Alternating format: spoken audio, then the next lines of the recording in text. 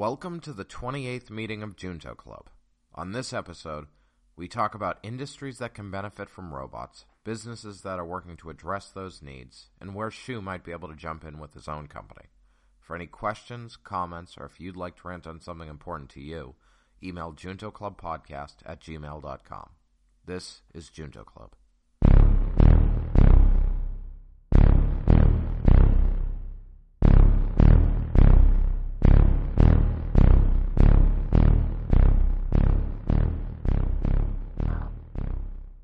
Junto Club. Welcome to the 28th meeting of the Junto Club, where we are inspired by an original Junto Club founded by Benjamin Franklin about 300 years ago to discuss topics such as science, technology, politics, and business. So today's topic, we're going to go into business of robotics, mostly focus on the startup of like robotic startups. And of course, the main purpose of this episode is for me to figure out with the help of Dr. Mike Pedinati and Matthew O'Brien to help me figure out what robotic company I should start personally. So it's based mostly for personal interest. So before we get into the robotic business stuff, so let's go into, we usually start with a quote from Benjamin Franklin, and today's quote is, quote, "In rivers and bad governments, the lightest things swim and top," end quote. Any thoughts, guys?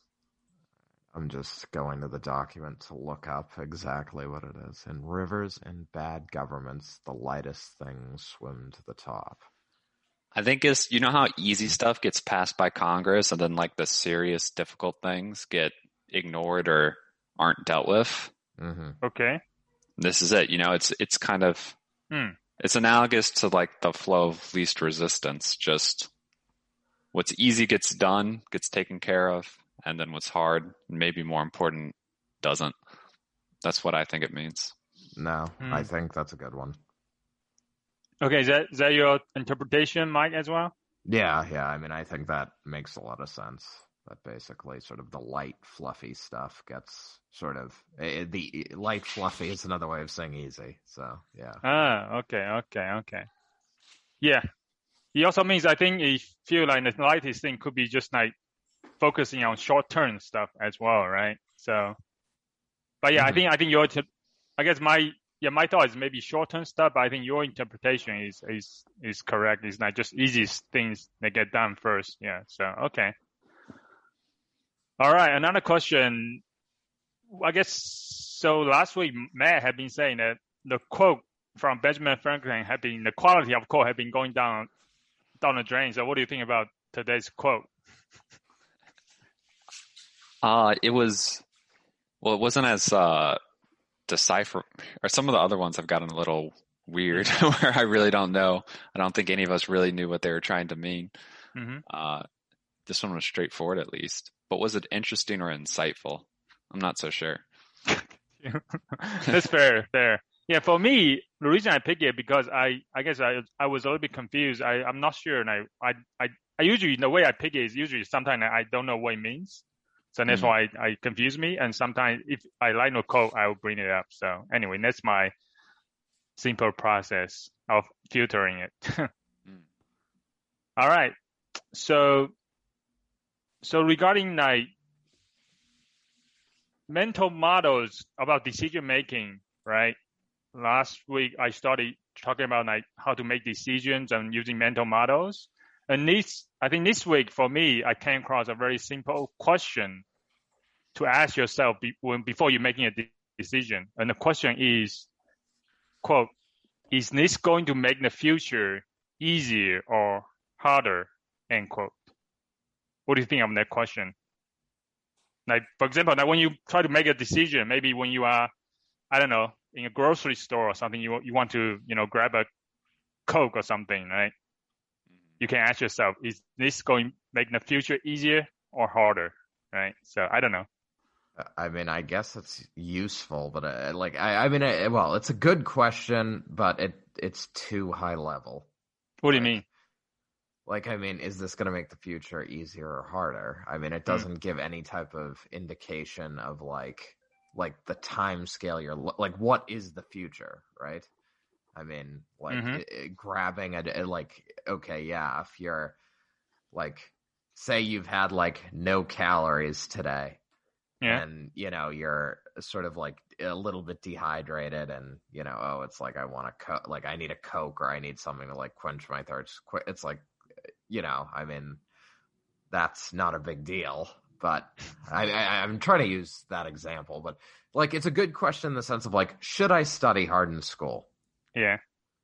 Is this going to make the future easier or harder? Well, the first 30 years of your life harder. But hopefully, if you live beyond that, then it's going to be probably make it easier, right? Mm-hmm. Most people aren't in school for 30 years, Mike. Okay, well, the three of us were, so it's. I'm reading the room, but I guess basically, like, so if it's a question like that, like, is studying hard gonna like make your life easier or harder? Probably easier, like, or but that is assuming you're going to live a long time. I mean, I guess it's not necessarily, like, I feel like there's a lot more that goes into thinking, like, a lot more goes into defining what is the future in the particular context. Yeah, it's very personal. All right. What about you, Matt? So I think it's a good thing. It's a decent question to ask because, it helps you, it frames the issue in a certain way, very forward-thinking way, like looking long-term, as Mike says. For me, though, I ran through some of the things where I like think about a little bit. I'm like trying to make a decision. And for most decisions I make, I feel like the answer is neutral. They don't really make the future easier or harder in any meaningful sense. Do you have an example? Especially, it's like, should I buy this thing that's, sub $100 for entertainment, right? Yeah. Or something fun, like a small splurge, right? Mm-hmm. Is that going to make my future easier or harder? No, it's not really that big of a difference. It's what I'm really looking for is like, is it worth this, to me? Which is a different question. I would say this question is not applying to all decisions, right? Yeah. Of course, it's not applicable to all situations. It's more focused on like, go ahead, keep going. You're going to say? No, yeah, I agree. I think mostly it would apply to more serious things. It could also apply to smaller things too, like if you bought something that's like a useful tool, right, for cooking, to make cooking easier. And that could encourage you to cook more and eat out less. But like, it's not bad advice. I just think it's probably not relevant in the majority of decisions you make. Okay. And what question do you ask yourself then? All right, actually, let me go my interpretation. I mean, the reason actually I like this question because personally I have a tendency maybe to focus on short term instead of long term. Right? So this question always like, is this going to make the future easier or harder? Now, if you go for something that is like tendency to get short term, right? As Mike said earlier, right? You want to do the easy thing, but actually in the future it make it harder. For example, like, because I have a tendency, for example, to avoid conflicts, right? For example, interpersonally, like maybe with you guys, right? Sometimes I will not say something even though because I want to avoid conflict and I want to, don't want to offend, not offending, but just to be nice, right? So don't want to, if maybe there's something that I feel like, it's not going well, I try not to say it, not to give that critical feedback, say, hey, maybe this is not good, right? So I will try to avoid it, but even by doing that, actually, I'm focused on the short term, right? This is easier for me to avoid this conflict right now, but actually, if by avoiding it, I'm making the future harder, right? So those so personally for me, that's why I like this question because as I say, I have a tendency to focus on the short term instead of long term sometimes. Yeah. If that's your tendency, it's definitely a good idea to try to think about that more. Although I will say, I think most people often default to trying to avoiding conflict. Like, I think that in particular for interpersonal stuff, that's very common. And this is actually a good thought for that, where questioning like, is avoiding a conflict now just going to make the relationship or issues worse in the future? Yeah. That might be a good way to encourage people to be like, let me take that uncomfortable step and address this issue. I like it for interpersonal PhD stuff. Thesis. that like you could cite when you're discussing this? I'm not talking about a robot helping you. That's mine. That's what you studied for your PhD thesis, right? Well, Conflict resolution. It was related. I see. It was essentially it, but you had a different take on how to help conflict resolution, I believe. Well, I mean, yes, because it incorporate like a robot was essentially being like, is there emotion to deal with now? It was the one asking the question. So the robot was thinking, is this going to make the future easier or harder? That's correct. Yeah. Maybe robot should ask this question for your study. Yes. During your experiment. Yeah. No, that's essentially the underlying what do you call the mediation literature? That was what it was all about, is people avoiding conflict or people placating others because they don't want to have overt conflict. I would say this question is also relevant when you think about, and it's right now for me as well, and I'm thinking about, whether should I get a career-wise, right? Should I start my own business, which is very hard, or should I do something that maybe find a job in a company, be comfortable and then all secure, taking risk a little bit in the beginning, even though it's really hard. And then I don't know, I'm not sure if this question is appropriate, but it kind of made me think about that too, right? If I start my own business, I learn a lot of stuff. It's gonna be hard, but in the future it might be easier. I don't know. I'm not sure if this is an appropriate question, but yeah. Yeah. Well, I mean, it's a good question, but there are times you might want to do set yourself up for something harder for the benefits, right? Mm-hmm. But you should be probably like prepared mentally, be like, okay, I'm actively choosing the thing that's going to be more difficult for these reasons, because when it gets hard, then you'll be able to think about why you made that decision, why you should persevere.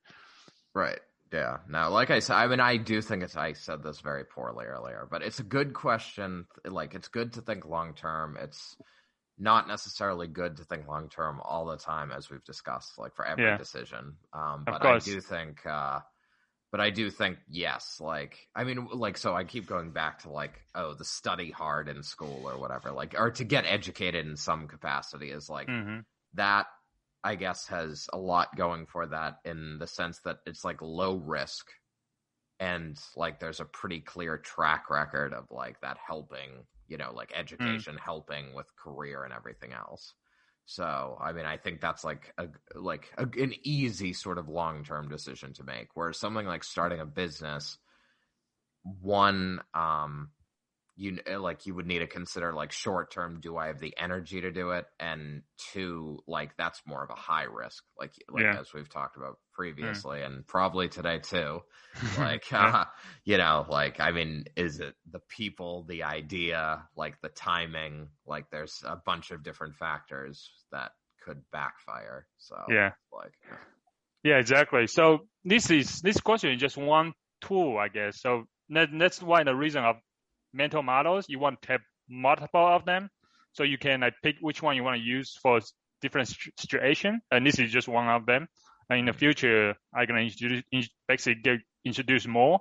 So that's good. So let's get into Olympics, I guess. Just a smaller type, the mini topic before we get into the main topic today, the Olympics. So did you guys watch Olympics? I've watched a little. Matt, you're not watching at all? No, I've seen a few clips on YouTube from where Americans win a gold in some random sports, but not much. What event would you usually watch? What's your favorite event? I mean, my favorite event is the Winter Olympics curling, but when I watched, are you serious? Yeah, curling's awesome. Okay, but wait, you're joking, right? No. What do you mean no? I mean, it's not like I go watch it a bunch winter either, but it's like curling's the best. Come on, who doesn't get excited for curling? Nobody. They sweep so vigorously as they go down the thing. Nobody gets excited about curling. They bump the rock, the stone out and get, remove the other guy's score. All games should let you remove the other team's scores if you score even better. Like that should just be a feature. It's like sort of a cornhole on ice Yeah. So, but no, yeah, I mean, curling, I feel like is the like Olympic sport everyone points to as like the sport they get hyped about like every 4 years, but like forget about otherwise. But I mean, I feel like that's because do it's people like, really get high about curling? oh yeah. But no, it's definitely Whoa. people do. But I feel like it's because people look at it and they're like, yeah, I could do that. Like I could do that. I mean, they probably could, maybe not as Yeah. well, but you Right. could do it. Where most other things, like you're like, oh yeah, he's throwing himself off bars into the air. Like, yeah, I could do a pull up. Like Right. I can't, spin around it. Right. Right. No, I mean, I think like swimming, gymnastics in particular, Yeah. I mean, sprinting, obviously, like everyone can do, but it's like these, like the athletes are just basically at a point where it's like the apex of what the human body is capable of. Like their bodies are physically perfect, like for doing this particular thing. So, So what's your favorite event to watch? I mean, winter hockey and summer Oh. basketball. I mean, I'm boring. I like American sports. Like, I'm boring. I like sort of our 4 major sports. So, Okay. like, I watch those in the Olympics. Got you. We're talking about summer right now, but winter is fine too, I guess. But if you could go back in time, which event would you like train yourself in? Like, if you go back to your 6 years old, and which I feel like do you think? Swimming, probably. Swimming. Okay. I mean, I swam a lot as a kid, and I feel like gymnastics, it helps to be smaller. So assuming I'm like roughly the same height, then I don't think I would be good. Like, I don't think I would be at an Olympic gymnast level. And like running, I don't know. I've never particularly liked running. Well, I mean, don't imagine you as you. Imagine you are someone that is like, I don't know, perfect, I guess. Like, which event would you put yourself in? I'm still. I feel like swimming. Still swimming? I feel like, I don't know how much you've been watching, and I haven't watched a ton, but I feel like every time I turn it on, it's like a swimming competition or swimming event that's on. I feel like it gets a lot of press or a lot of play during the Summer Olympics. So you want a fame, that's why. Yeah, sure. Okay. What about you, Matt? Rings. Rings, yeah. The gymnastic rings. Mm-hmm. You see how built those guys are? They look like superheroes in real life. If I would have been training like that since I was a little kid, yeah, I'd be built like a gorilla. That'd be cool. Yeah. Same here, actually. I was debating between rings or like bars, right? Like doing all those bars and but besides that, definitely gymnastics. Yeah, I would put myself into that actually. Yeah, I feel like there's something that you gain a lot of long-lasting benefit. Like even if you get older, right, you can still like do split. Still pretty healthy. Good posture, all the stuff. Yeah, knowing like maybe know how to fall. So yeah, great. Did you ever do gymnastics when you were like a little kid, Mike? No. I mean, basically just, like the basics, I guess, like, the balance beam and stuff like that, but nothing. Great. Balance beams. Yeah. Isn't that dangerous for boys? We had to do it in you didn't do it in elementary school gym? I grew up in China. We don't have anything. We don't even have a gym. Didn't you win? China just won gold. They take like some kids and put them into like an Olympic training school, but they don't train everyone. Right. Much more efficient for winning medals. In the 90s in China, it was rural area, and we only have one classroom per grade, and there's no gym at all. So, and most gyms are not even indoors or outdoor. Now you just go to the yard and play. Choose exercise was walking to the well and pulling up a bucket of water. Actually, I did that sometimes. Actually, I did do that. That was not just a joke. You told us. No, it's not. Yeah, you have told us that. Yes. Yeah, in the village, actually, we washed the clothes in the river, right? So next to the well, actually. So. Yeah. Yeah. So like so you did laundry and then you got you got Yeah, drinking. you have a bucket with you, right? The river, the well is right next to the river, so yeah. Okay. Anyway. All right. Yeah. All right. Also, hold on. Lee Kiefer became the first American to win a gold in fencing, or individual fencing, foil at least. I did see that. Oh yeah. Why didn't you pick fencing, Matt? You actually did that. Yeah, I mean, I did it for like one semester. But I mean, if I was gonna pick, it's fun, but it's not what I would pick if I could be an elite Olympic athlete at something. Yeah. It's also like super narrow, right? Gymnastics, you basically like full body functional, right? So yeah. That's All right. That's cool. Well, Also Lee Kifler, I think she's a doctor too. I think she's going to be a doctor anyway. So that was impressive as well. Ooh. She was doing the training and going to medical school at the same time.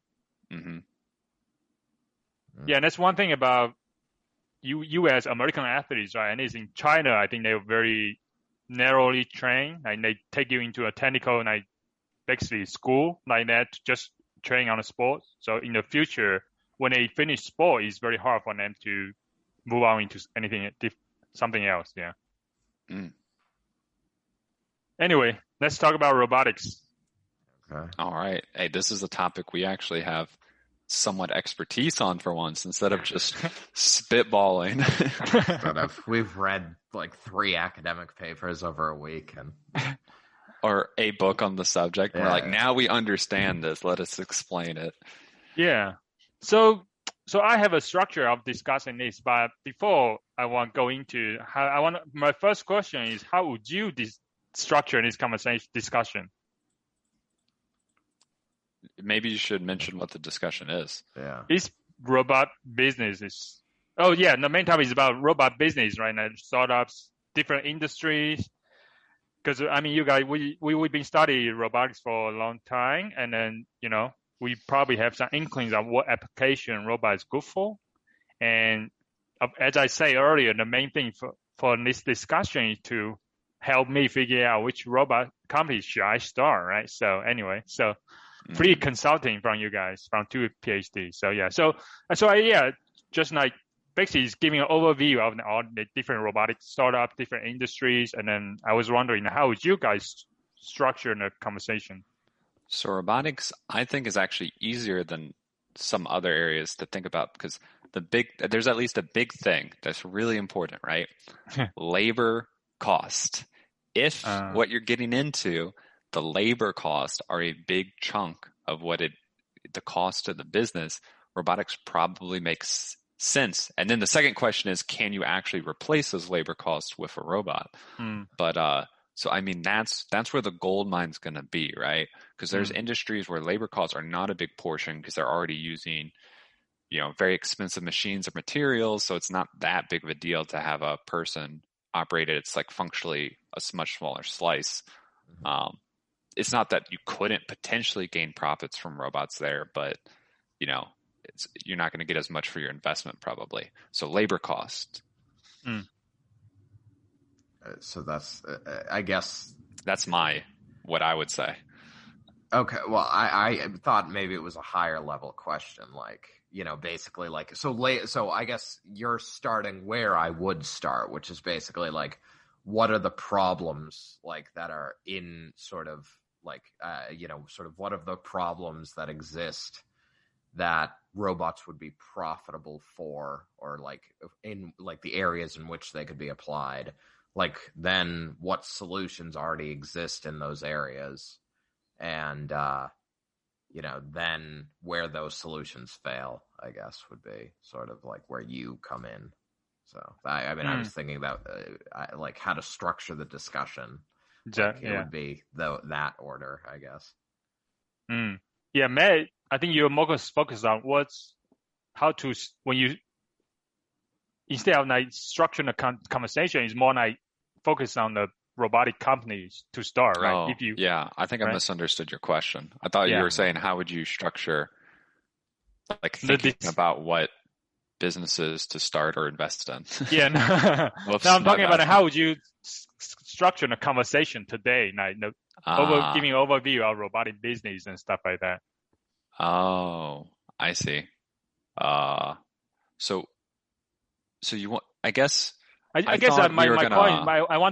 I want to get an idea how would you structure the conversation to convey the idea, right? The concept and stuff like that. Like, how would you want to talk about this topic? I guess, like structure. How would you structure it? Yeah. So just to be clear, the topic is what sort of robotic businesses are a good idea, like to either make or invest in, right? Yeah, kind of. Yeah. I mean, yeah, I guess you structure the conversation by saying first, like on principles, what do you think is a good idea, and then secondly, then evaluate what's out there already. Okay. All right. What about if you just want to give you an overview of the robotics industries? I think you would just overview it. I don't think you need a structured conversation to overview the robotics industry. I think you could just say that. Okay. All right. So, let's get into. All right. So, of course. So, have you guys thought about starting a robotic company? No. And why not? Because I think about whether a decision is going to make the future easy or hard. And that seems like it'd make my future very hard. No. Why? Starting a company is expensive. Yeah. Robotics companies are definitely not the cheapest ones to start either. And I don't feel like I have enough practical experience yet to make that jump. Yeah. So I would rather, sharing my personal career plans on our public podcast, but I'd rather get a little more experience and work under other people to learn from them before I would try anything to venture out that far. Okay. But in the future, it could be a potential. Yeah. If I see an opportunity that no one else is going for, maybe. Yeah. What about you, Mike? No, I mean, at some point I would like to start a company, but I mean, I guess similar to Matt, like at this point. But not a robotic company? I mean, I guess robotic, like, I don't know. Like I guess when I think of like robotics company now, I think of like automating, warehouses or like just like essentially automation more so than like, I mean, but certainly I think there are opportunities like that are coming in like healthcare and like human like technology like interaction that could be interesting, but okay. I don't know. Yes, but again, it's sort of the money, time and energy in this moment that keeps me from doing it. Okay, so let's the last two questions about this. If I give you $1 million, I guess, what robotic company would you start? $1 million. I mean, I just want to give you a big number. Just basically, you have enough funding, or just you can do anything you want, right? What robotic company would you start? Is $1 million a lot of money though? Well, just $1 billion. What about $1 billion? Yeah, billion. You got an idea? Come on. $1 million would definitely not be enough to start a robotics company, but yeah, Shu's point is a large amount of funding. Imagine I'm Jeff Bezos or something. I can give you a lot of money you want, as much as you want.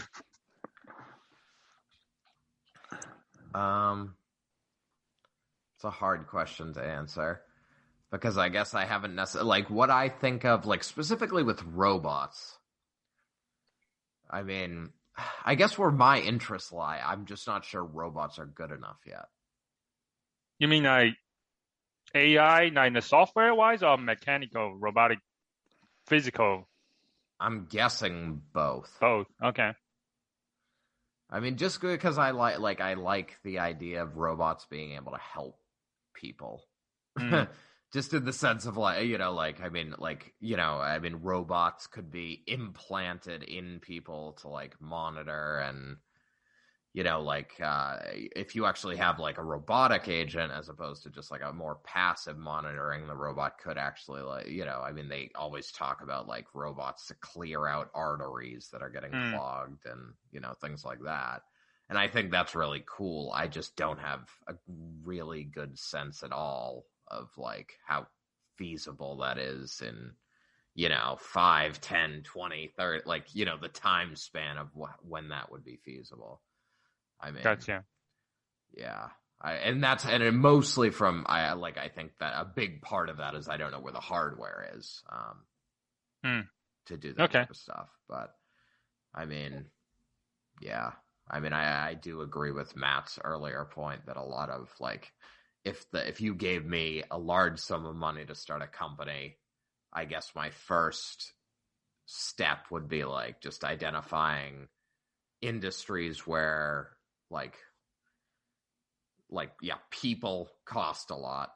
Those people are doing relatively low skill work, and trying to see if that could be automated.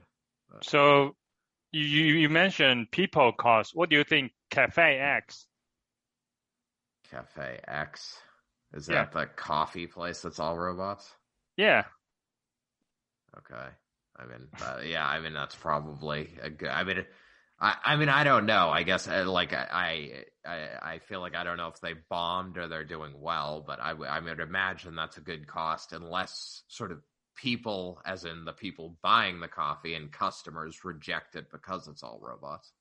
So they have imagine it's like a coffee stand, right? You've seen a robotic arm inside a glass window, right? Making the coffee for you. You can order through the app, right? And then whatever the coffee, you can see the robot arm. Actually, it's basically you replace the barista with a robotic arm, basically just making the coffee for you, right? Mm-hmm.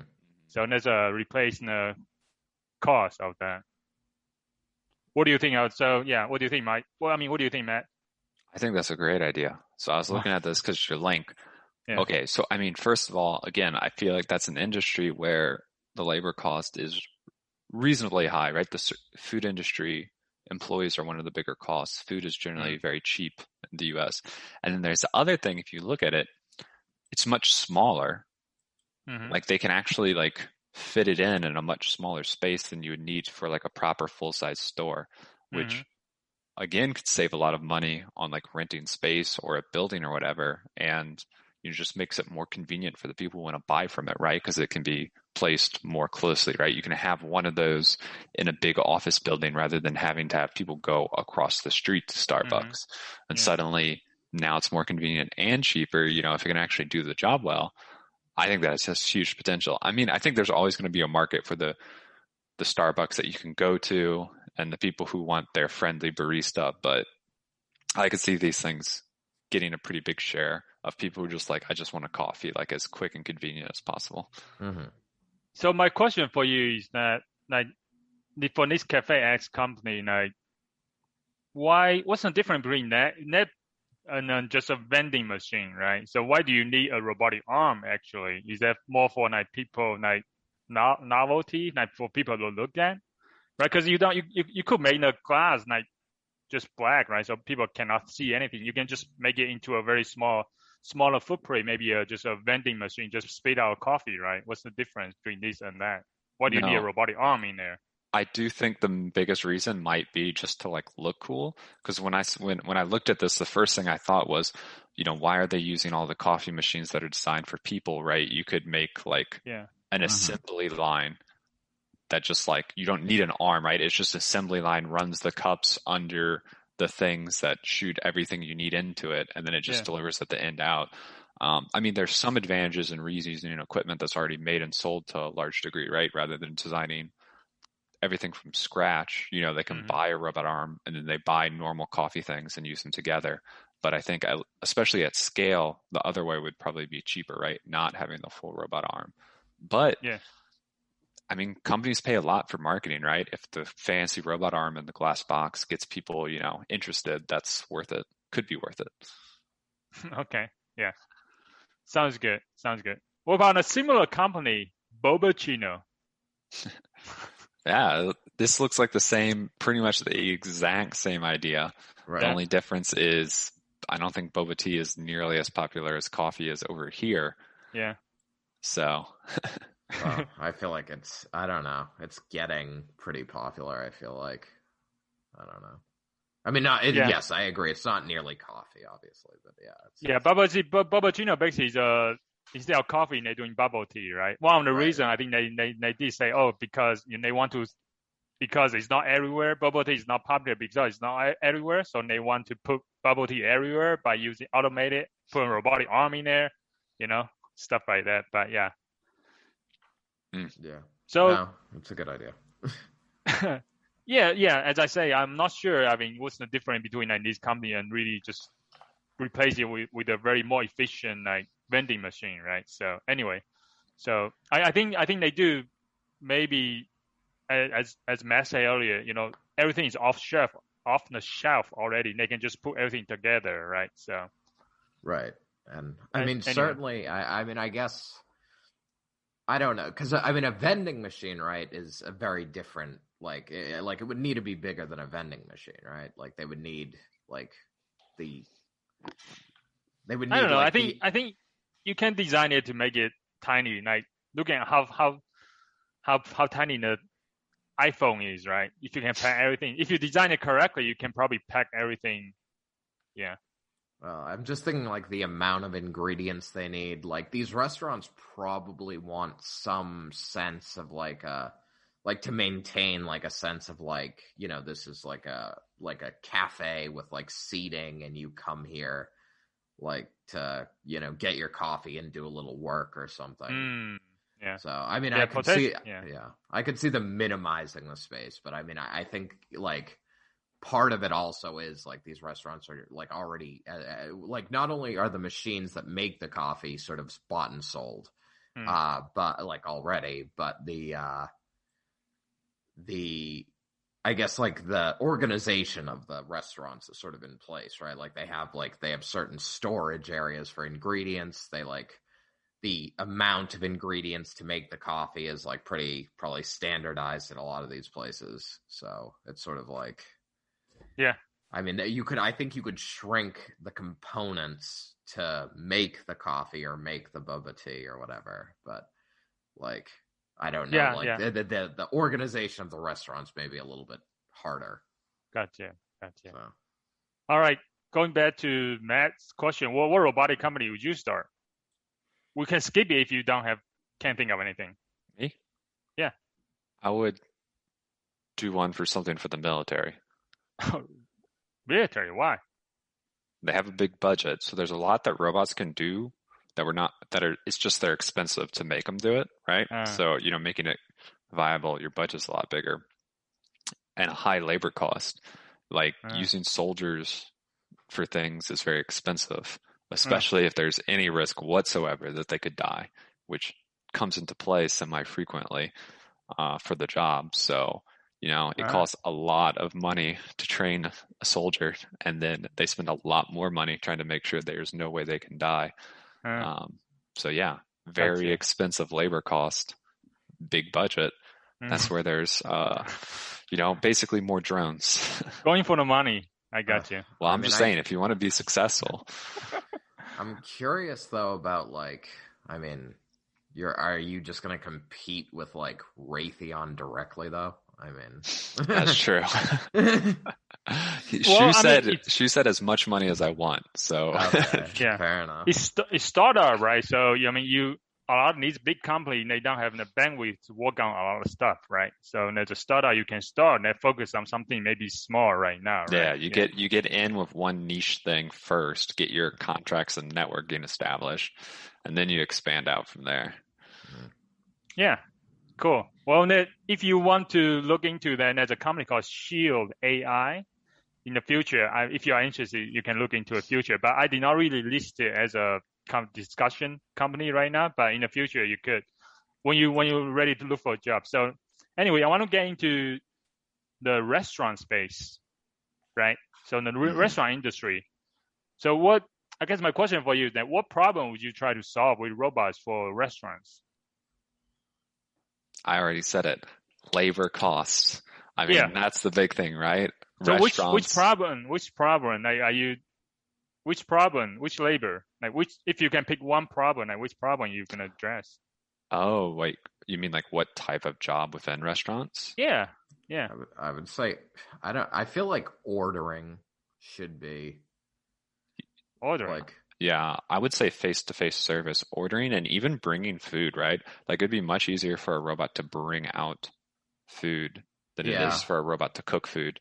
I mean, I could see that. Like, that's a harder problem. I feel like ordering, you build an iPad into the table, and then, That's already solved? A lot of restaurants already have that. Or they why even do an iPad, right? Here's the QR code for our menu, and I'm talking a problem that robot can solve, not ordering is not. This is what I'm saying. Yeah. Well, I mean, it is a solved problem, but I guess why do restaurants continue to so? I mean, you have the QR, particularly during COVID, you scan the QR code with your phone, it came up, and restaurants do have sort of either you can order on your phone or on some type of iPad thing that's on the table. I guess why haven't they why do they still often have the server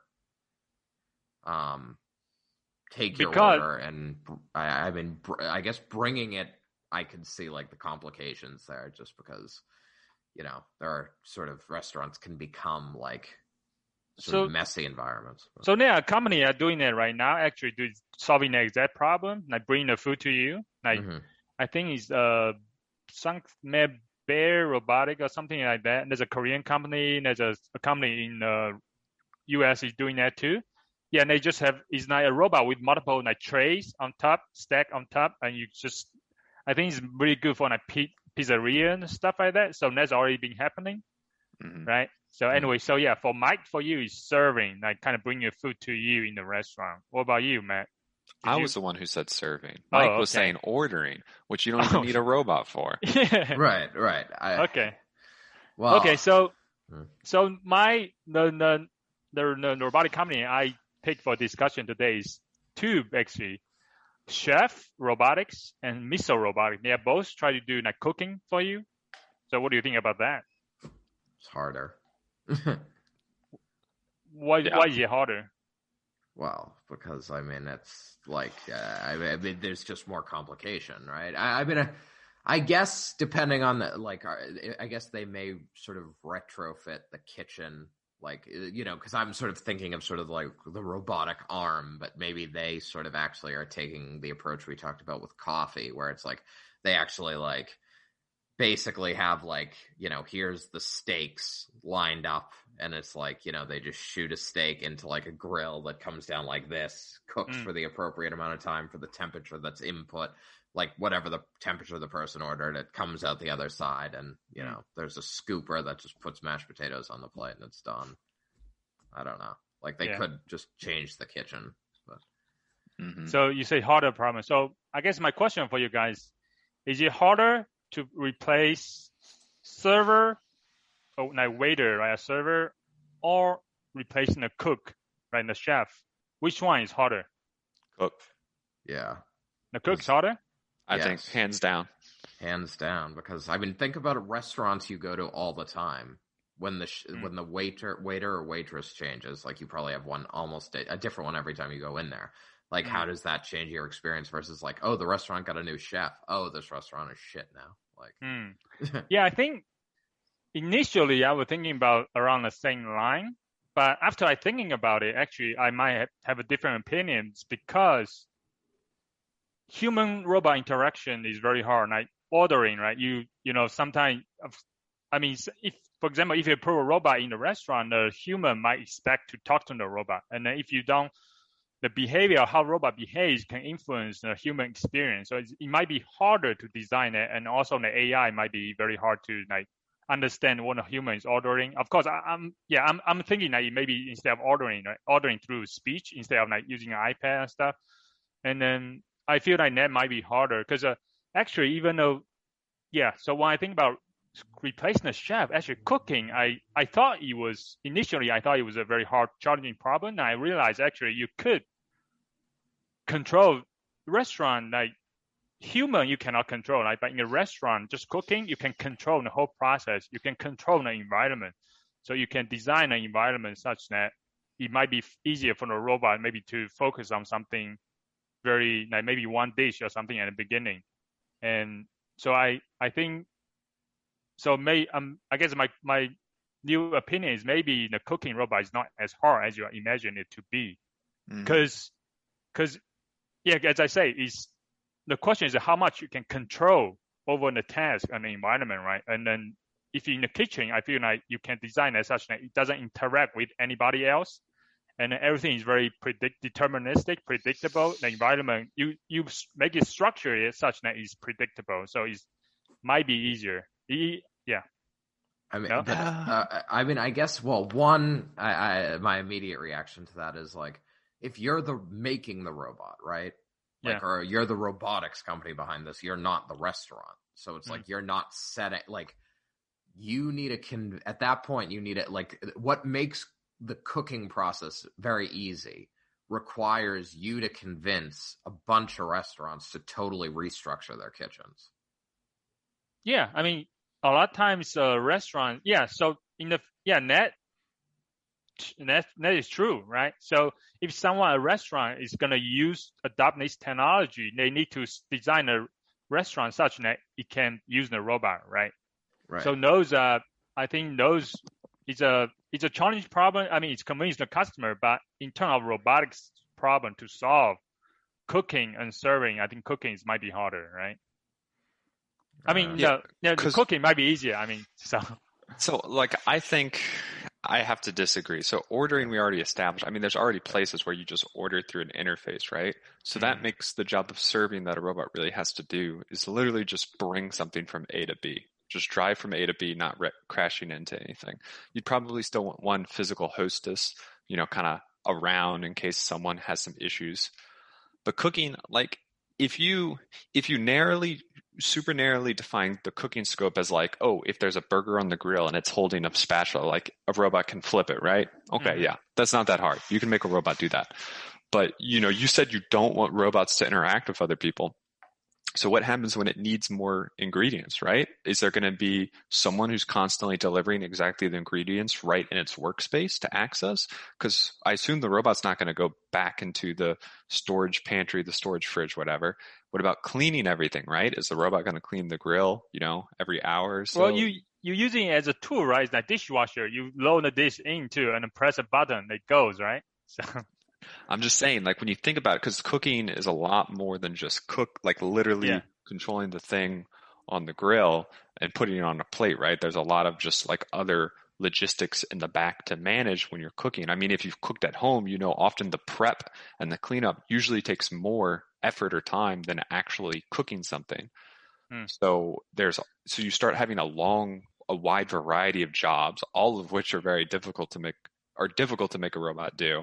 And again, you either are left with having a robot do everything, or you start having a robot that has to work with people, which brings its own problems because now you got employees trying to interact with its workspace, and that creates, bits of danger and uncertainty that's going to increase your cost a lot. Yeah, I'll say I bring up a point that you say I literally define a cooking robot as just flipping something. Yeah.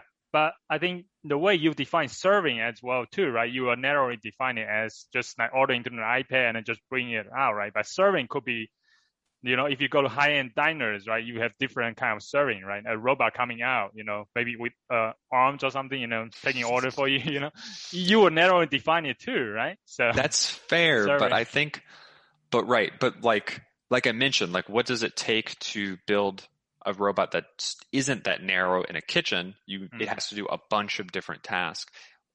But like, I guess I feel like the serving robot's practical, right? You could have a functional restaurant with a robot that literally just brings the food out when they order it on an iPad. Because I mean, yes, sometimes some people are going to want interaction with their waiter, especially at like a high-end place, right? We're not going to have the robot suggest a bottle of wine and pour it for someone. Like, we're not doing anything that complicated. Yeah, there's a lot of places where I talked to my waiter 3 times. They order, bring me my water or drink, and then bring me my food. Sorry. And then they bring the check out. That's like, that's it. Like I see them 4 times for like basic things, and that's it. And it's like, that's probably the majority of the times I go to a restaurant. Maybe that tells you how much money I spend on high-end places. But, that's easy. The first 2, ordering and paying, I don't need a human at all. And the second 2, they're just bringing me stuff. That's all they I mean, at high-end places, even they're just like that. They'll recommend you like our featured dessert or our feature bottle of wine or whatever. Like, I mean, I feel like on the iPad, like you could hit like recommend me, like there could be like a recommend me button and like some category, and the thing could be like basically say like our most expensive is our least expensive is like the preferred bottle of wine for 27% of customers, is this. Like, Yeah. and it could give you, I mean, it probably could give you as much detail as you wanted. So. Yeah. So I want to say last comment is that I think the chef, like robotics, I think cooking application and serving, they are both might not be the right application for robotic in a restaurant. And the right application, actually, I saw a company that is doing pretty good. It's called Dishcraft. So basically, from the name, you probably can guess what it does, right? It basically does like focus on dishwashing robots, right? So I think for like those actually tasks, people I think maybe the industry is overlooking those kind of like other tasks. A lot of people when they think of a restaurant, they are serving or cooking, but they don't pay attention to the other stuff that actually needed to be done in the restaurant. So I think so. Yeah, I'd say one of my favorite company in this space is the Dishcraft. Yeah, I think that's better than cooking for sure. Yeah, I ignored it. Like I thought of it, but I was like, I feel like dishwashing is like hard, like dishwashing in a particular like. I mean, I guess because if you're. It's because you're thinking about using robotic arms, right, to clean the dishes, pick it up, doing that, right? Something like that? Yeah, I mean, I guess so. Just because, like, again, unless there's, like, you're convincing restaurants to make a fundamental shift in, like, the functioning of their kitchens and probably the physical structure of them. Mm-hmm. So what this craft is doing now, I think he actually designed his own plates as well. Okay.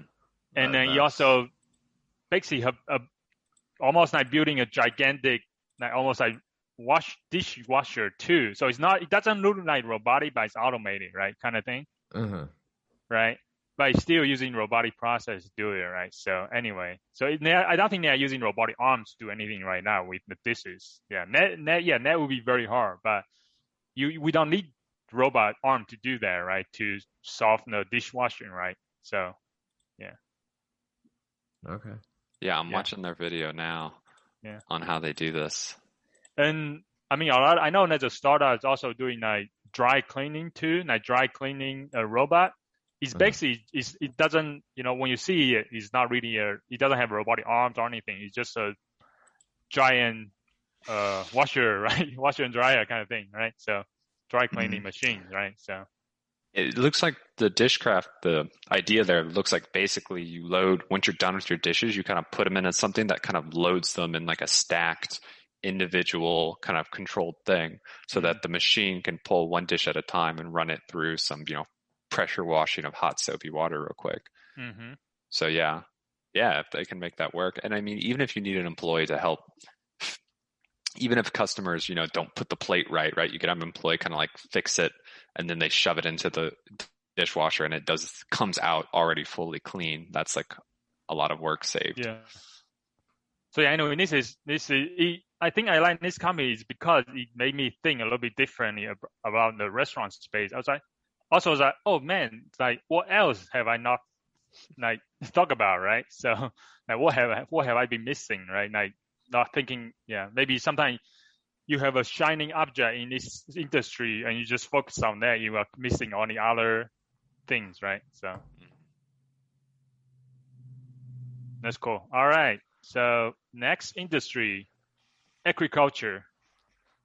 So what problem would you try to solve with robots for this industry? I would want to, sorry, you should go first this time, Mike. No, well, I mean, you solved a problem in this industry already, so. I did not. That's a different topic. But, I mean, so I'm gonna break from my earlier rule, which I was like labor costs, because there are farming industries that involve like more human labor to pick stuff. And there's people who are working on robots to pick everything that humans pick. But for a lot of crops, I like the weeding robots, the ones that visually just run over, detect weeds, hit them with literally sometimes they just have a metal spike and they just pow, spike them.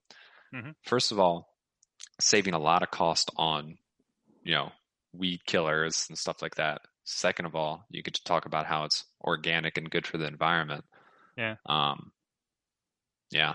And it's Nice. it's not trivial, but it's definitely not the hardest robotic problem, right? The big thing is you just got to be able to make sure you don't accidentally spike the good plant, and then you can pretty much kill everything else you see.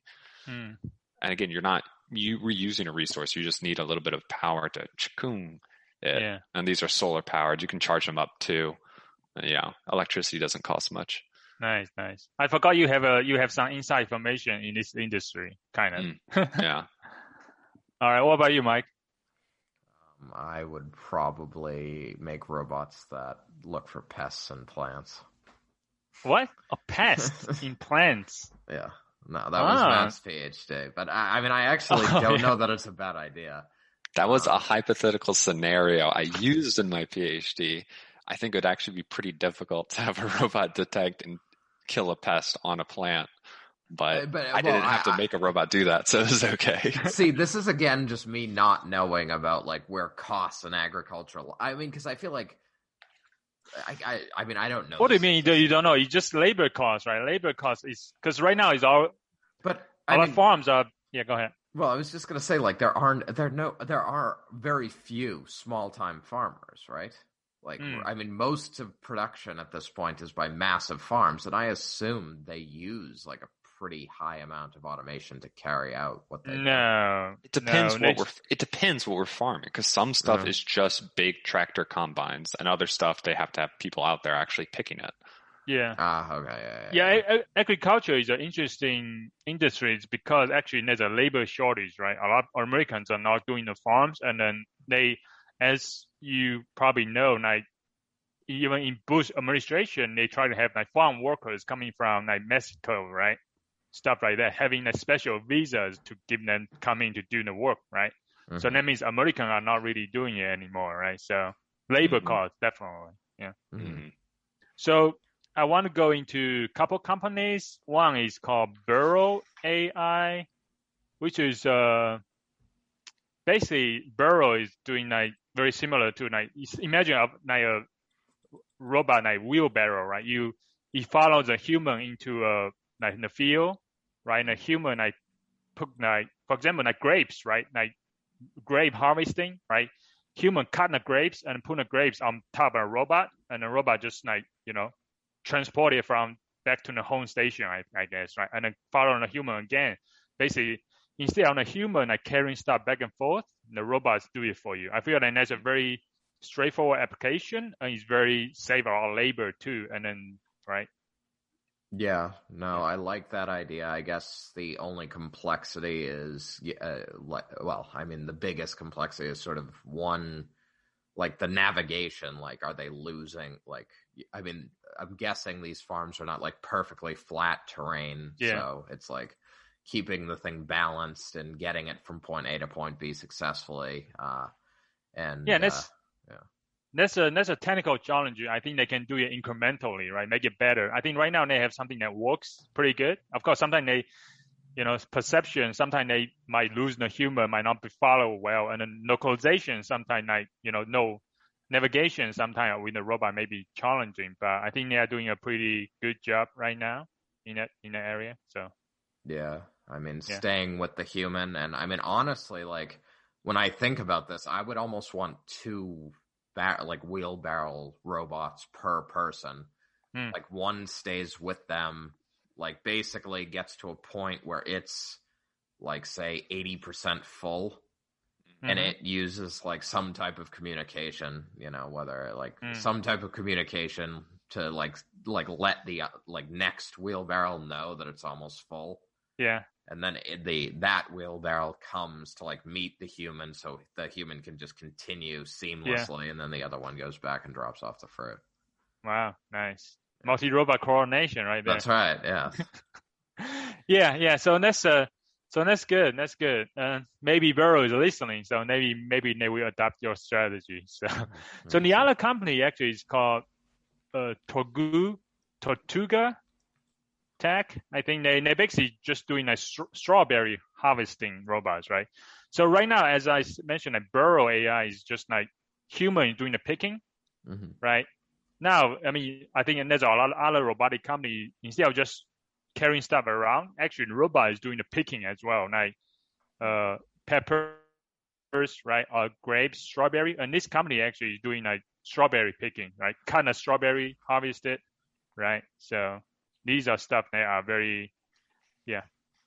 Anyway, any thoughts? I mean, I would need to see how good it is at picking. I think Burrow it's a better idea because it's a very much solved robotics problem. So it can really help human labor be much more efficient by working with humans. So humans do what they're best at, and robots do what it's best at. Just carrying something heavy around from A to B. A robot's good at that. Yeah, for picking strawberry, I mean, yeah, if you can effectively replace, people having to hand pick fruit, that's obviously a lot of labor, but how good is it? And how expensive is it to make it good? I'm the Burrow one, that to me seems like a easy win, while this one's like, maybe.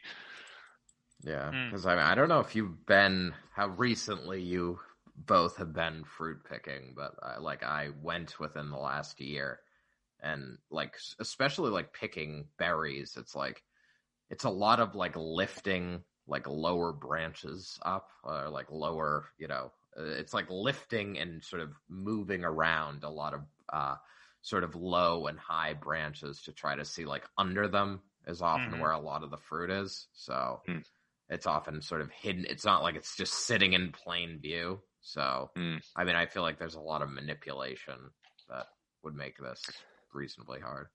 I mean, if you take a lesson from Amazon and look at what they do in their warehouses, right? I mean, it's not farming, but they have the Kiva system robots that haul things all around, and they actually bring all the shelves to a person, and they have the person do the pick and place, right? Grab things out, put it in a box. That's much more similar to the action of harvesting a plant, right? And then they bring the stuff away with robots too. So they optimize as much as possible around the task the human has to do, which is that actual grabbing stuff.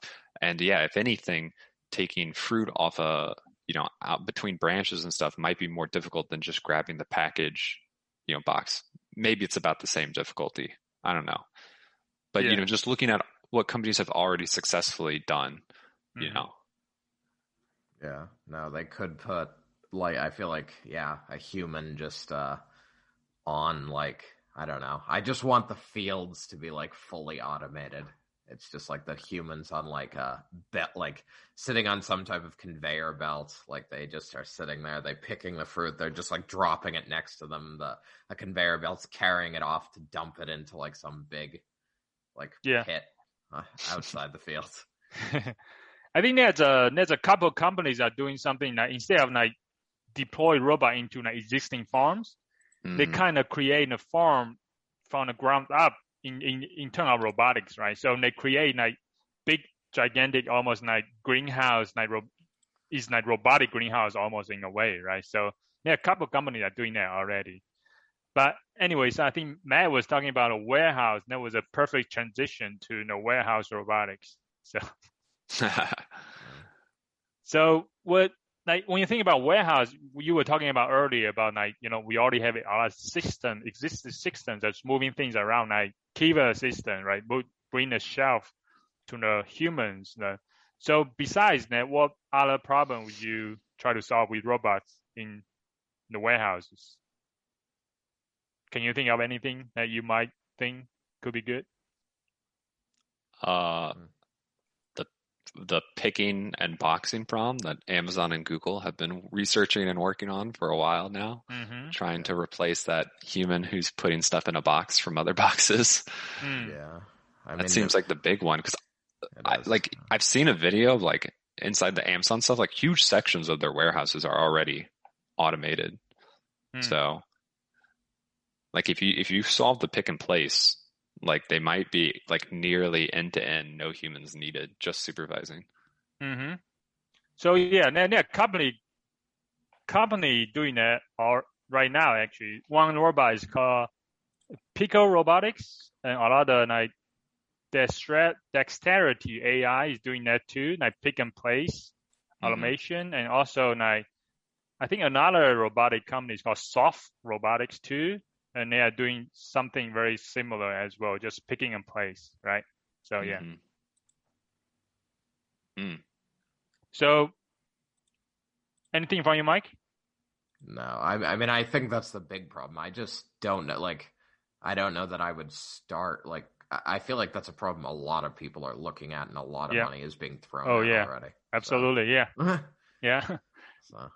Yeah. So a few companies in this domain I find interesting is third wave AI.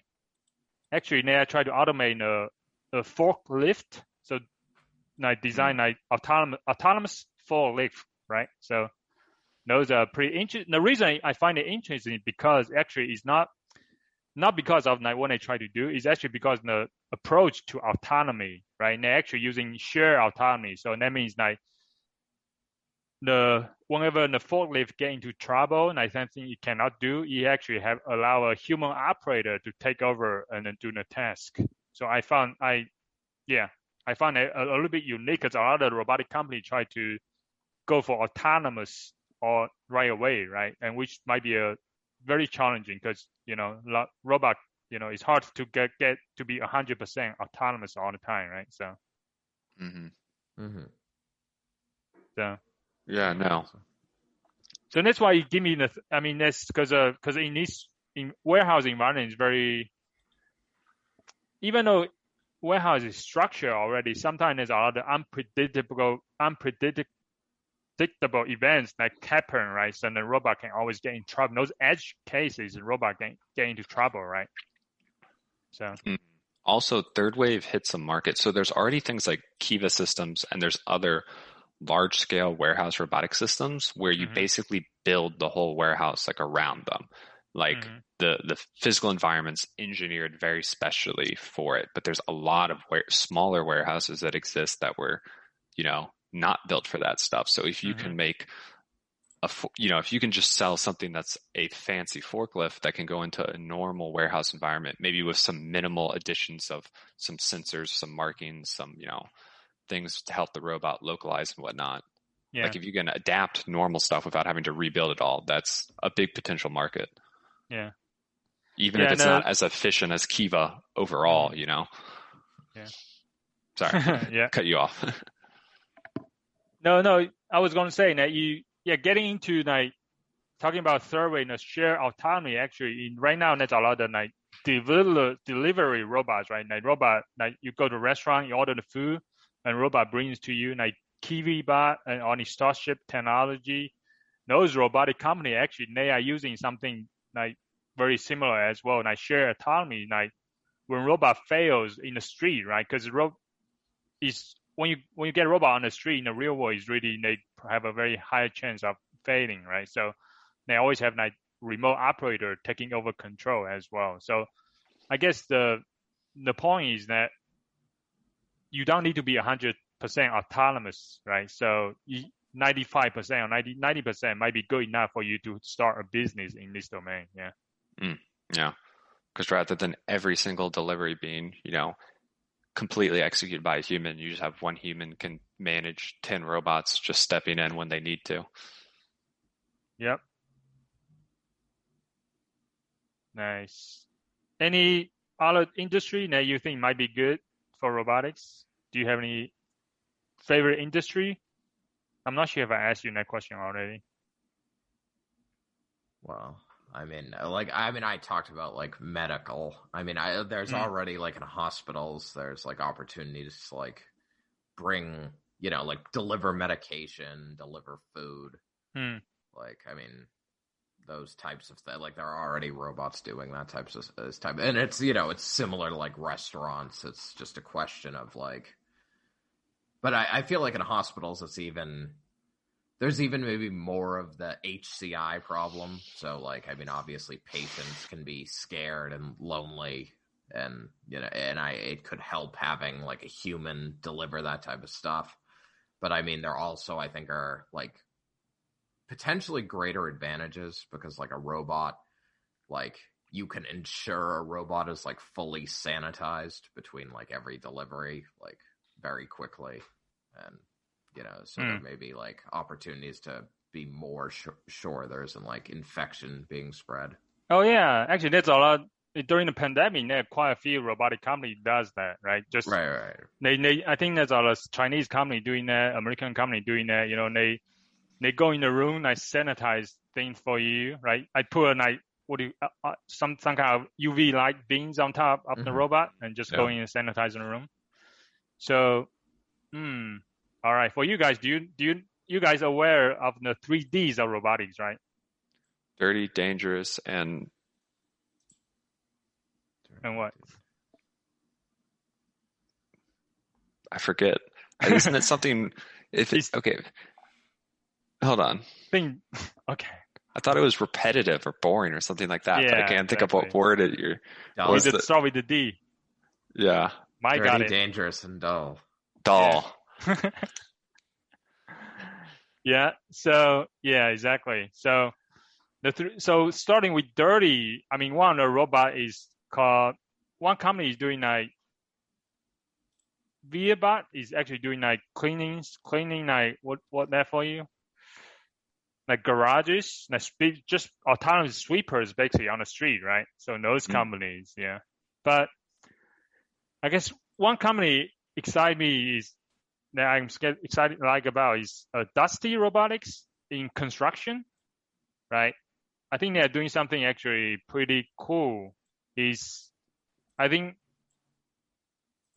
construction domain I think there's many opportunity for robotics, but for Dusty, they actually do like they translate, for example, your construction site, they design something on a some kind of tool like layouts for the construction, right? And then instead of human like going into the physical environment to draw on the physical lines on the floors, right? They have robot basically print out getting a 2D schematics from a designer, and the robot just draw the layouts for you on the floor. So anyway, Oh, that's interesting. So like construction in general, I think there's a lot of stuff that would be super hard to automate, but this is a nice sub application, right? So they have you sell one robot that basically marks on a concrete or wood or, whatever the base is to kind of plan out for people where they need to put stuff. Yeah. That's a nice little use case. Yeah. And of course, there's a lot of company working on try to automate those like bulldozers, stuff like that. So those are I guess those are a little bit more obvious, right? But what Dusty does is a little bit, I think they actually, they probably talk to the customer, figure out what is the challenging, and then what's easy for a robot to do, right? So that's why I like to add a D to the 3D robotics, which is dumb, if it's some very dumb task. Maybe this is very similar to DAO already, but yeah. I guess dumb is more like something is very easy for a robot to do, right? You don't need to be very super sophisticated AI. And unlike driving a bulldozer, there's a lot less safety concerns with it marking a floor. Yeah. And what do you guys think about security robotics, like patrolling? Boom. Easy. I mean, I don't think the market cap for them is going to be huge, but that's an easy win because the biggest thing about the security is deterrence.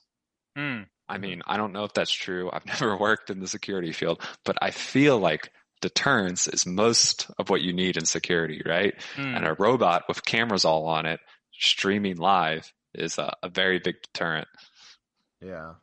I agree. I mean, I guess I feel like, so what's the difference between Well, I mean, I guess this could be a benefit, I guess, if you just have like a double robot with like a 360 camera on it or something. Like, I guess what's the difference between just a robot with a camera versus a camera? Like, I mean, I guess my thinking is a double, like people, I guess, have the, like, okay, you can see a physical thing monitoring you, so it isn't like invasion of privacy, or like you're aware that you're being watched more so than just like we put cameras everywhere and watch you. Well, I mean, there's about a camera it's not fixed, right? It can move around, right? Right.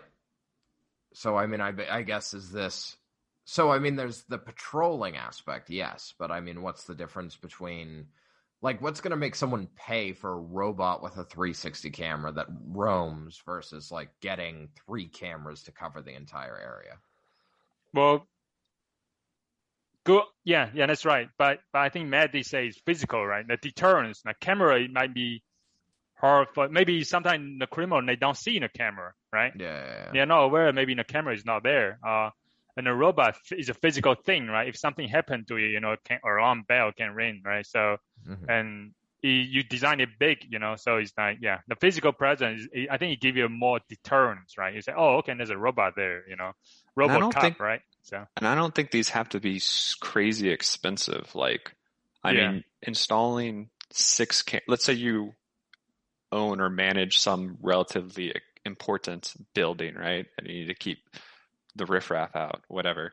If you're installing like 6 cameras around and wiring to them, I mean, it's probably going to be cheaper than the robot, but I don't think it's going to be that much cheaper because we're talking about a very simple robot, just some wheels, it drives around. Like this is like close to as easy of a robot as you can get.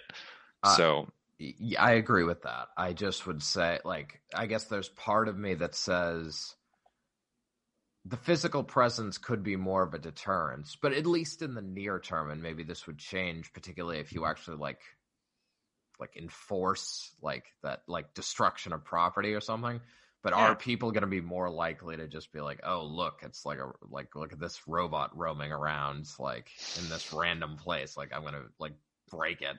Like, you break it, and assuming it's connected to some kind of alarm system, right? And then the cop or something, police or security guard can come right away, right? Yeah, I assume it'd start making loud lights and siren noises. When you get close, and it's like, hey, get out of here. Yeah, or in the future, you can put an arm on it and I don't know, carry a gun or something, right? No, that's fair. It's just okay. Yeah, well, the gun is going to take a few years, but a taser maybe. But I get I just don't know like how many bird scooters are ruined, per day or something like. Yeah, I mean, I guess people. Yeah, but they don't.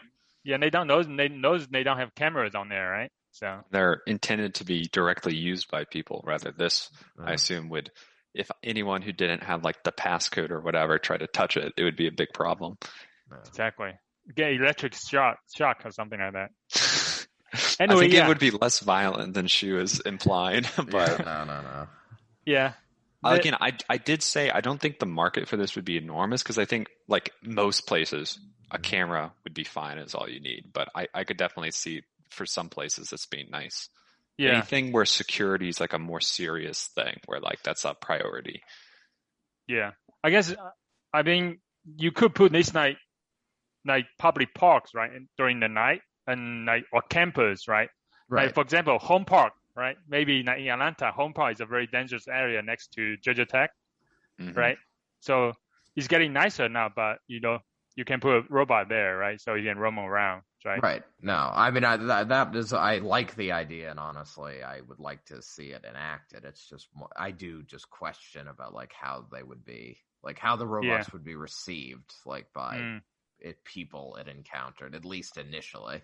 Yeah, I don't know in public spaces. I don't think people would like this much. I'm almost thinking up in like private areas where you're not supposed to be there.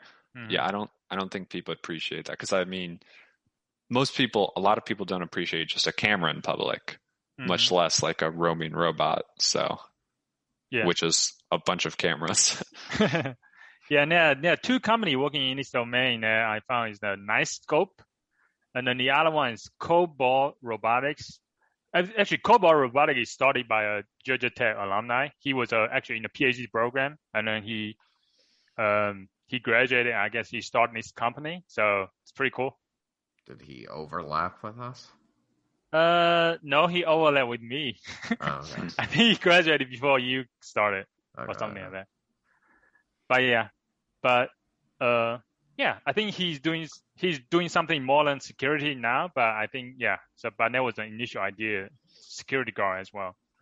So, no, I mean I think it's a good idea, and you're right. The physical may be a better deterrent than the cameras, but it's just sort of weighing cost and like, will they be destroyed? Yeah. Mm-hmm. If it's the sort of place that could have a security guard, that's, I feel like, the place that this might make sense. Because even if you might still want a security guard around, like, I mean, these things would be a fraction of the cost of paying like a person's salary, or should be a lot less than 1 year's salary for a person. Sure. Yeah. I mean, I agree. I guess it's just, if it's a place like that and someone is legitimately trying to like break in and steal something, is like a physical robot like more of a deterrent than cameras at that point? Because that person is literally like disabling cameras, like, you know, like they're going through a process, like there is something they want in there. Where I feel like the type of crime that like those types of robots may deter is like, yeah, like a criminal like in a like on the street or in the park, like, you know, this robot sort of roaming around, and they're not gonna act because they know they're on camera. Yeah, I mean, robot is not really gonna do counter, right? Even someone really get into this building right away. I mean, robot as I think just basically call a human, and then human just come, right? Right. Is that? Yeah. Well, I still honestly probably the best.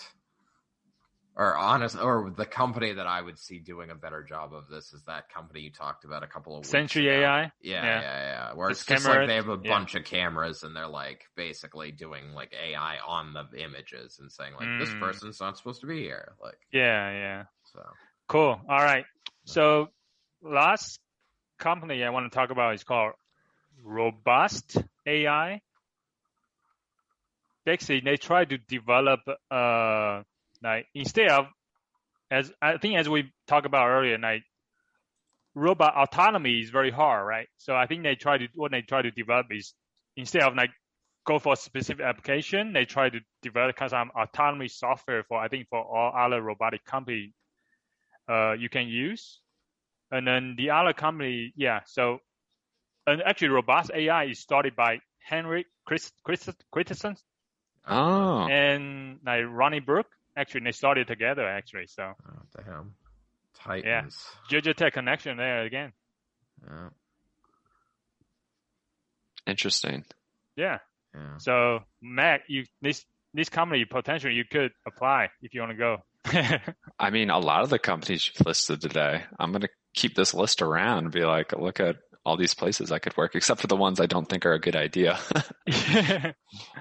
Well, I mean, another reason I like it because instead of they try to go into like one, so instead of try to get into one industry, one vertical, they try to do it horizontally, right? So they create one solution that everybody in robotic industry can use.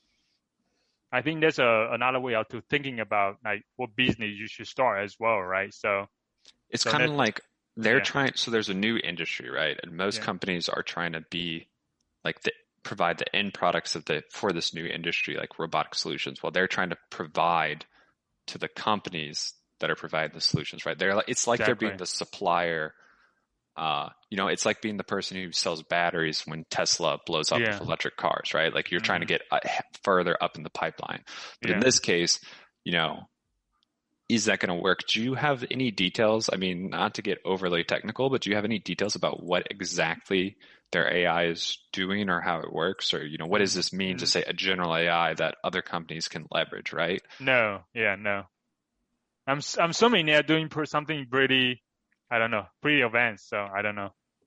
I mean, I want I'm looking at their website now. I mean, are they, how there's like bids, like company, like maybe Deloitte might be an example, sort of like they have sort of like technical people. and they sort of lend their technical people and like solutions to like consulting, right? Yeah, it's in a way it's consulting. And they do implementation as well. Yeah, but I guess is this company like maybe designing like they have like a very high level framework, and then they're more doing like a consulting type role? Or I don't think they're doing consulting. They probably is like ROS, like robotic operating system in a way, right? But they are not the operating system. They are a specific intelligent like autonomy making decisions, right? So I think those are, I don't know. I'm not sure exactly what they are working on, but they are working on software instead of like working on the robotic physical solution, right? So I wonder if it's kind of like the ROS software library, because ROS is the robot operating system's really a middleware, but one of the key features of it's like all the libraries people have made that use ROS and you can easily grab, right? Things to already do perception and path planning and other SLAM and other hard tasks, and just sort of use that as like a chunk and say, hey, I got this module. So I'm wondering if they have something similar, because a lot of these companies we talked about are probably rewriting to solve the same problems, right? Yeah, exactly. How many of them are hand engineering some motion planning systems for the robots to drive around, right? Yeah. Probably a bunch. I don't know. So maybe this company is trying to be like, okay, companies aren't going to use ROS open source code. It's not up to high enough level. You don't have guarantees or whatever. Maybe they're like, we're going to make a really high quality set of, general solutions. And then, especially if they're getting paid as like a service, they could help you tune that. Like, here's a generic motion planning framework. Here's how we'll help you teach you how you tune it for your specific problem, but you don't have to rewrite everything from scratch. Yeah. And just on the website, they say like developing the first industrial grade cognitive engine, right? They call it like common sense AI, right? So basically, higher level decision making, right? For example, autonomous cars, when they see a situation turning left or right, those decisions, I think these are the kind of a software AI and they want to create that you can just plug into your robot, use it, making those high level decisions, right?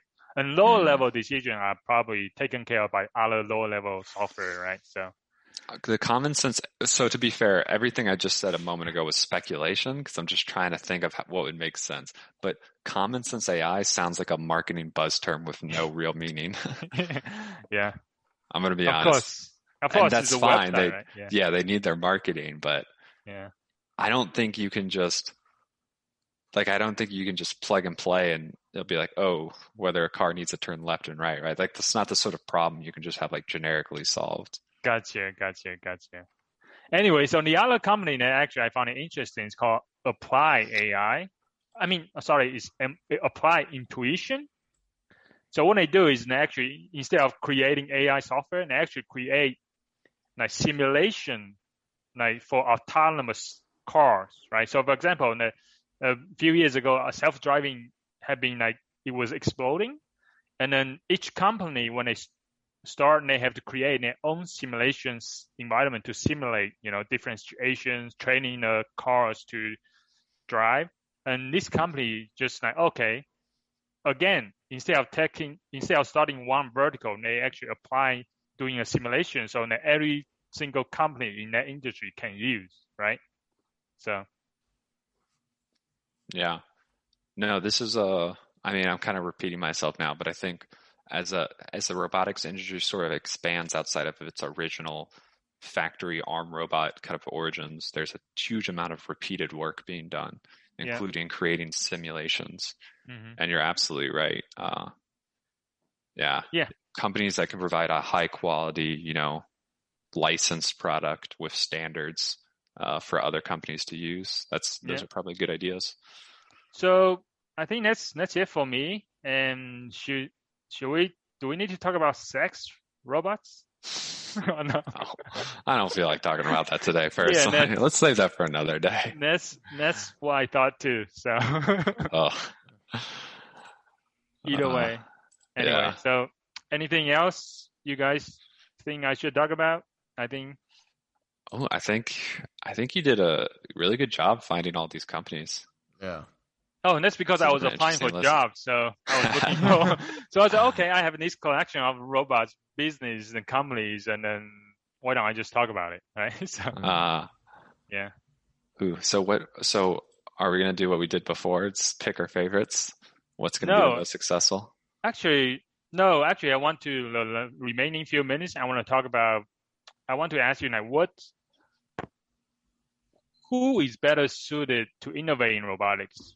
Maybe like someone like with the expertise in robotics, like that you like study robotics, have a robotic PhD, or maybe someone's outside robotics. Maybe it could be an artist, a business person, or someone musician. I don't know.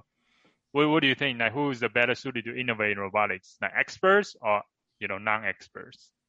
It's an opinion question. Well, I would say the best is like someone who, like a team, right? Someone who has expertise in an industry where there is a problem robots are well suited for, and then someone who can actually deliver that solution. So you're saying the experts? I guess if the experts, I'm saying like the expert needs to know the problem. So if they have someone who can tell them the problem, sure. Okay, what about you, Matt? I mean, I don't want to be too predictable, but I'm gonna have to say the expert. So robotics right now, like they're an advanced tool that can do some things well, but also has a lot of limitations. This is how I'd frame this question. Think about it. So, like, I think experts are the ones who can have the background to know what can and cannot be done easily to potentially fit that into a problem, right? So, like, it's kind of like saying, like, who is the best to build like a very large wooden structure, like the artist or the craftsman who works with wood, right? / engineer or something. And like the artist might have a good idea on what might look nice, but like figuring out how to make a large structure that supports itself, you need some knowledge about the materials and how they work, how you connect them and things like that, right? So that's the background knowledge you need to design something that'll actually hold itself up. So the expert, but obviously, like Mike said, to really be productive, you need to be involved in working with someone who knows the problem space, like what you want to do. It's like the other piece of the puzzle, but I don't think you can get around really having an expert in the area to figure out how and what you can solve. Yeah, I got you. Yeah, I would say sometimes, I guess, depends how you define innovation. Sometimes I feel like experts in specific area might be, sometimes if you get too much into one area, you might become a tunnel vision, right? And even though, you are improving the technology, like robotic technology, but what you are working on is a incremental change, right? You are focusing on the form in a way, but you're not changing the function of something, right? Maybe you're just make it better incrementally, but you are not doing a dramatic change of maybe something that someone need to be outside of the robotic to see, right? So for example, like one example a lot of people like to give is like rolling bags, right? Like those like luggage, put the wheels on the back. Like we have the wheel for 2,000 years, right? And we have bag for 2,000 years as long as people are carrying stuff around. But only in like recently, like 1970, someone put those two and two together, right? You change, even though the bags have been and the wheel have both improving over time, but actually the innovation of putting those two together was innovating in a way, right? So you change the function instead of just improving the bag, right, over time. Yeah, but to push back against that slightly, I mean, rolling luggage is great for things like airports, which are relatively modern. Gotcha. Environments. Like I don't use a rolling bag to walk around the cities like people have been walking around cities for 2,000 years. And I see almost no one use rolling bags for that. So I'm not saying you're entirely wrong, but I feel like that wasn't like just people were sleeping on this great invention. in the year 1200. It just wasn't practical. Maybe I was just giving a bad example. Yeah, so. Fair enough. Sorry, not to be. I might be a little nitpicky here. I apologize. No, you're good. You're good. You're good. That's why. Anyway, that was totally an opinion question. I don't think there's a right and wrong answer. I think the main point is to sometimes instead of focusing one area, basically we need to be more multidisciplinary, which is kind of robotic is kind of inherently is anyway. So what's interesting is I think related to this. So I think there's two types of people in research. There's the tool makers and the tool users. And I would actually say the most researchers, most papers are not really showing innovative new creations. Like they're not making something new. They're using something in a different way. So like there's been anyone who's within AI knows there's been like a deep learning boom for several years now. Maybe more than several years. I'm trying to remember when it started. But like, so there's been tons and tons of paper on deep learning, which are a type of neural networks being applied to different problems. And the vast majority of them, they're not really making any sort of new insights into fundamentally how deep learning works or how to develop it. They're like, well, here's how you can use deep learning for this. And I would say like, I mean, that's literally showing application. These are people like trying to figure out all the different ways they could use this tool. Anyway, point is when you talk about experts being too narrow in terms of incrementally developing, I actually think that's a minority of researchers who are like trying to fundamentally improve the technology versus using it. So I think there's a lot of researchers who are well positioned to say, what could we solve with this? Because that's literally what they do. They just try to apply things to different areas and see if they can make it work, if they can make it fit. So which one do you think is more important, tool makers or tool users? I mean, they're both important. I would say the tool makers have a harder job. It's much easier to learn how the stuff works from someone else and apply it. And I mean, that's not necessarily easy, right? These are still people who are very trained and spend a lot of time learning about them. But coming up with the fundamental tools is harder and probably gets us farther. So I'd say the tool makers are more important. All right. That's good. Last word from Mike? No, I mean, I was just thinking about it. I mean, I don't know that like how much like people who make tools, I guess it depends on the area and the tool, but like sometimes I don't know how much like pure research goes into that as much as just like I feel like the job is maybe a little bit more formal. Like, it's more about like formalizing like the measurements of an instrument or something and showing like that the instrument will perform at a certain level, all of the time. And so I think it's more, like I say, I think it's more about formalizing the process than like, I think you're taking tool very literal. Like I was thinking tools like deep neural networks is a tool you can use, right? Like, sure. I mean, anyway. Anyway, that's good. I think that's good for today. Let's take us off life support. Okay. We are no longer live. Junto Club.